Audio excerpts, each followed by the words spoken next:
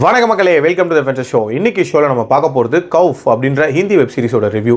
இந்த சீரிஸ் பார்த்தீங்கன்னா பிரைமில் தமிழ் டப்பிங்கோட அவைலபிளாக இருக்குது. மொத்தமாக 8 எபிசோட்ஸ். ஒரு எபிசோடுமே ஆவரேஜாக 45 மினிட்ஸ் டியூரேஷன். கொஞ்சம் மீடியம் சைஸ் சீரிஸ் அப்படின்னே சொல்லுவேன். இந்த சீரிஸ் ஒரு வித்தியாசமான சைக்கலாஜிக்கல் ஹாரர் சீரிஸ். அதாவது மர்மமான ஒரு கேர்ள்ஸ் ஹாஸ்டல், அதில் இருக்கக்கூடிய அமானுஷங்கள் அப்படின்ற தீமில் தான் நகரும். ஆக்சுவலாக இந்த சீரிஸோட ஸ்டார்டிங்லேயே மது அப்படின்ற ஒரு பொண்ணை காட்டுறாங்க. இவ குவாலியர்லேருந்து டெல்லிக்கு வேலை விஷயமா வந்திருப்பா. தன்னோட பாய் ஃப்ரெண்டோட வீட்டில் இனிஷியலாக தங்கிட்டு இருந்திருப்பா. அதுக்கப்புறமாட்டு வேலை கிடைச்சதுக்கப்புறம் ஒரு கேர்ள்ஸ் ஹாஸ்டலுக்கு மூவ் பண்ணுவா. அந்த கேர்ள்ஸ் ஹாஸ்டலே ஒரு மர்மமான ஹாஸ்டல் அப்படின்னே சொல்லலாம். அவளை சுற்றி பயங்கர வினோதமான சம்பவங்களாக நடக்கும். அதாவது அந்த ஹாஸ்டலை சேர்ந்த 4 பெண்கள் வேலை வீட்டுக்கே போகாமல் பல மாதங்கள் அந்த ஹாஸ்டலுக்குள்ளேயே அடைஞ்சிருக்காங்க. எதுக்காக இருக்காங்க அப்படின்ற மாதிரியான ஒரு கேள்வி இருக்கும். அதே மாதிரி இவ ஒரு ரூமில் தங்குறாள். அந்த ரூமில் அனு அப்படின்ற ஒரு பொண்ணு ஆல்ரெடி தங்கியிருப்பா. அவள் ரோடு ஆக்சிடென்ட்டில் இறந்து போயிருப்பா. ஸோ அந்த ரூம்குள்ளே இருக்கக்கூடிய மர்மங்கள் என்ன, அந்த ரூம்லேருந்து இவளை ஏன் காலி பண்ணணும்னு சொல்லிட்டு அங்கே இருக்கக்கூடிய ஹாஸ்டல் மேட்ஸ்லாம் நினைக்கிறாங்க அப்படின்ற ஒரு தனி கேள்வி இருக்கும். அண்ட் இதுக்கு பேரலாக ஒரு டாக்டரோட கதை ஒன்று காட்டியிருப்பாங்க.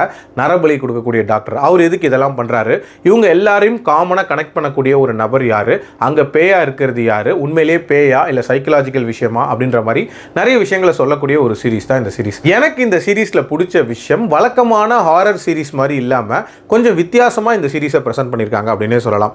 அதாவது மெஜாரிட்டி ஆஃப் த சீரிஸ் வரைக்குமே இது சைக்கலாஜிக்கலா இல்லை சூப்பர் நேச்சுரலா அப்படின்ற அந்த கேள்வியை எழுப்பிக்கிட்டே இருந்திருந்தாங்க. டுவர்ட்ஸ் எண்ட் அதை ப்ராப்பராக சம்மரைஸ் பண்ணி முடிச்சிருப்பாங்க அப்படின்னே சொல்லலாம்.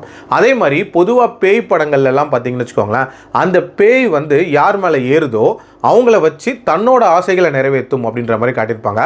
பட் இந்த இதில் அதுக்கு மாறா ஒரு விஷயம் பண்ணியிருப்பாங்க. இதில் அந்த விக்டிம் இருப்பாங்களா, அவங்களுக்கு எதிரிகளாக இருக்கிறவங்கள ரிவெஞ்ச் எடுக்கிறதுன்ற மாதிரியான காட்சிகள்லாம் வச்சுருப்பாங்க. அது கொஞ்சம் புதுமையாக இருந்துச்சு.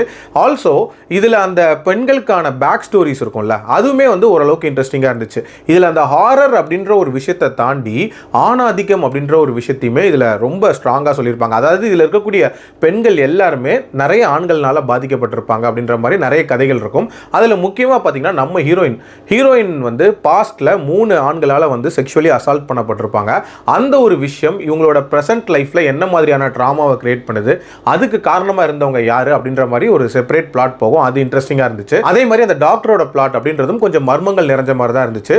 ஓவரால் ஒரு இன்ட்ரெஸ்டிங்கான ஒரு சீரிஸ் தான். பட் என்ன இன்னும் கொஞ்சம் கிறிஸ்பாக இன்னும் கொஞ்சம் எங்கேஜிங்காக ப்ரெசென்ட் பண்ணியிருக்கலாம். எஸ்பெஷலி அந்த இனிஷியல் போர்ஷன்ஸ்லாம் பார்த்தீங்கன்னா ஒரு மாதிரி பயங்கர கன்ஃபியூஸ்டாக இருந்த மாதிரியான ஒரு ஃபீல் கொடுத்துச்சு. மொதல் 4 எபிசோட்ஸ்க்கு என்ன நடக்குது அப்படின்ற மாதிரி ஒரு கிளாரிட்டியே இல்லை. அதுக்கப்புறம் தான் போக போக ஒரு கிளாரிட்டி அப்படின்றது கிடைச்சது. பட் ஓவரால் என்ன பொறுத்த வரைக்கும் கண்டிப்பாக ட்ரை பண்ணி பார்க்கலாம். என்னோட ரேட்டிங் இந்த சீரிஸ்க்கு 3.25 out of 5.